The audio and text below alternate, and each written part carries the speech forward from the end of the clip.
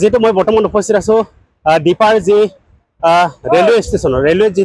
railway দলঙৰ ওচৰতে যিহেতু ক'ব লাগিব যি ৰেলৱে ব্ৰিজ আছে ৰেলৱে ব্ৰিজৰ ওচৰতে যিহেতু যি কালিৰে পৰা যি ধাৰাসাৰ বৰষুণ হৈছে ধাৰাসাৰ বৰষুণৰ ফলত অৰুণাচলৰ ধাৰাসাৰ বৰষুণৰ ফলত আজি পুৱাৰে পৰা যিহেতু তীব্ৰ বেগত যি পানীৰ সোঁতত যথেষ্ট বৃদ্ধি পাইছিল আৰু তাৰ ফলতে যিহেতু ক'ব লাগিব যে চিমেণ্ট নদীৰ কিছু সময়ৰ পূৰ্বে এই যি ব্ৰিজ আছিল ব্ৰিজ ইতিমধ্যে খহি পৰিছে আৰু যেহেতু ভয়ংকৰ এক পৰিৱেশ বুলি ক'ব লাগিব যে চিমেণ্ট নদীত যথেষ্ট পানী বৃদ্ধি পোৱাৰ ফলত সেই যি চিমেণ্ট নদীৰ যি ব্ৰিজৰ তলত যথেষ্ট খহনীয়া বৃদ্ধি হ'বলৈ ধৰিলে আৰু তাৰ ফলতে এই যি ব্ৰিজ আছিল ব্ৰিজটি ইতিমধ্যে খহি পৰিছে আৰু এতিয়া সম্পূৰ্ণ এতিয়া বিচ্ছিন্ন হৈ পৰিব যিটো মুৰ্খাংশিলেক গুৱাহাটী যি অভিমুখে যোৱা যি ট্ৰেইন যি ৰেলৱে আছিল ৰেলৱে যিখিনি যিমানখিনি ৰেলৱে জোনাইৰ পৰা যে ডিব্ৰুগড় লিডুৰ ক্ষেত্ৰতে হওক বা গুৱাহাটীৰ ক্ষেত্ৰতে হওক সম্পূৰ্ণ এই ৰেলৱেবোৰ বিচ্ছিন্ন হৈ পৰিব আৰু এই ইতিমধ্যে আপোনালোকে নিশ্চয় মন কৰিছে এই দৃশ্যখিনি আৰু কিছু সময়ৰ পিছত জোনাইত বহু এনে ধৰক আজি পুৱাৰ ভাগতো চেলে এখন ব্ৰিজ আছে ব্ৰিজ উঠাই নিয়া হৈছিল তাৰ পিছতে কিছু সময়ৰ পিছত যি চিমেণ্ট চাপৰিত এই যি ব্ৰিজ আছে ৰেলৱে ব্ৰিজ আছিল ৰেলৱে ব্ৰিজ ইতিমধ্যে উঠাই নিয়া হৈছে যি গৰাখহনীয়াৰ ফলত এই যি ব্ৰিজ আছিল ব্ৰিজ খহি পৰিছে এনেদৰে তীব্ৰ খহনীয়াৰ সৃষ্টি হৈছে বিভাগীয় বিষয়াসকল আহি পাইছে আৰু এই যি সমস্যাখিনি বুজ লৈছে আৰু ক'ব লাগিব যে ইয়াৰ স্থানীয় লোক আছে তেওঁলোকৰ পৰা আমি কিছু সময় কথা পাতিব যত্ন কৰিম পাইছোঁ কি ক'ব ট্ৰেইন আলি ইতিমধ্যে বিচ্ছিন্ন হৈছে হয় নমস্কাৰ আজি যিকোনো বৰষুণৰ ফলাফলত মানে আমাৰ চিমেণ্ট নদী আজি বহুত বৰষুণ হৈ এনেকৈ বাঢ়িছে যে আজি মানে ইমান বছৰ হৈছিলে এনেকৈ নাই হোৱা এইবাৰ কিন্তু বেছি হৈছে আৰু আজি 3:30 ট্ৰেইনটো গুচি গ'ল তাৰ পিছে 1 ঘণ্টাৰ পিছে মানে ইয়াত বহুতখিনি ৰাইজে আহি মানে চাই আছিলে চোৱাৰ ফলত মানে কিছুমান বাহিৰত আছে কিছুমান মানে ভিতৰতো গৈ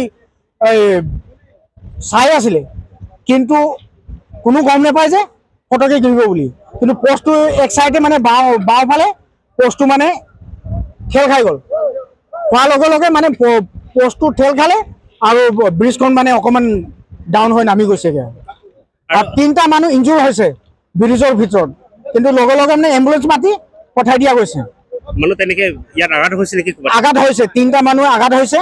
এই যিকোনো আঘাত হোৱা মানুহকেইটাক মানে এম্বুলেঞ্চ মাতি পঠাই দিয়া হৈছেগৈ আৰু কিছুমান কি হৈছে কি নাই হোৱা এতিয়া বৰ্তমান মানে জানিব পৰা নাই কিন্তু আমি অকণমান গধূলিহে গম পাম যে কোন কি কেনেকৈ হৈ আছে এতিয়া বৰ্তমান আমি ধৰিব পৰা নাই বাৰু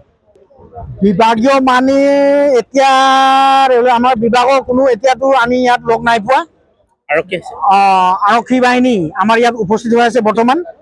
আৰু কিছুমান নতুন মানে মানুহ আহি কিছুমান মানে ফটো চটো তুলি মানে চবক মানে কিছুমান নেটত দি আছেগৈ মই ইমানকৈ গম নাই আমাৰ বিভাগৰ মানুহকেইটা কিছুমান ইয়াত আহি নাই পোৱা ইতিমধ্যে উল্লেখ কৰা দেখা গৈছে যে কিছু সময়ৰ পূৰ্বে যি চিমেণ্ট দলং আছিল চিমেণ্ট দলং ইতিমধ্যে খহি পৰিছে আৰু ট্ৰেইন ইতিমধ্যে পাৰ হৈ গুচি যোৱাৰ পিছতে এই ঘটনা সংঘটিত আছে আৰু এই নদীখন যিহেতু খহনীয়া হৈছিল আৰু এই পৰিৱেশখিনি চাবলৈ অহাৰ সময়তে কেইবাজনো লোক ইয়াতে আঘাতপ্ৰাপ্ত হৈছিল আৰু তেওঁলোকক ততাতৈয়াকৈ যি চিকিৎসাৰ কাৰণে তেওঁলোকক পঠিওৱা হৈছে আৰু ইতিমধ্যে আৰক্ষী ইয়াতে উপস্থিত হৈছে আৰু যিসকল এই পৰিৱেশখিনি চাব আহিছে ইতিমধ্যে তেওঁলোকক ইয়াৰ পৰা সতৰ্কবাণী দিয়া হৈছে আৰু এনেদৰে চিমেণ্ট চাপৰি এতিয়া পৰিৱেশ যথেষ্ট তীব্ৰত হৈ আছে আৰু যথেষ্ট তাণ্ডৱ যিহেতু গৰাখহনীয়া তাণ্ডৱ এই তাণ্ডৱ ইয়াৰ যি চিমেণ্ট চাপৰিৰ পৰিৱেশ যি চিমেণ্ট দলঙৰ যি পৰিৱেশ এই পৰিৱেশখিনি আমি NDTV দৰ্শকসকলক দেখুৱাবৰ কাৰণে যত্ন কৰিলোঁ